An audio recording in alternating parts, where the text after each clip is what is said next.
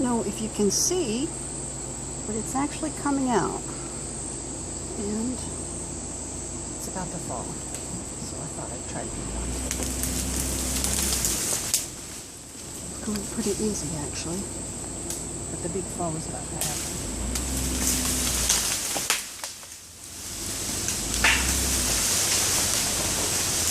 And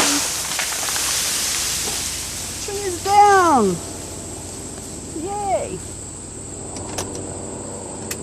Let's go look.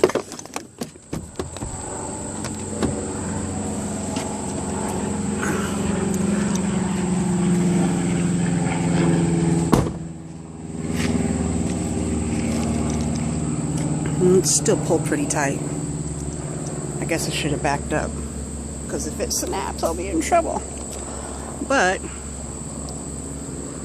there's a bunch of vines attached to other trees, so I'm going to keep dragging it a little ways to see if I can get some of those vines to break loose. But yeah, that's all that's left of the trunk. See, lightning hit it right at the base of the ground and it just exploded.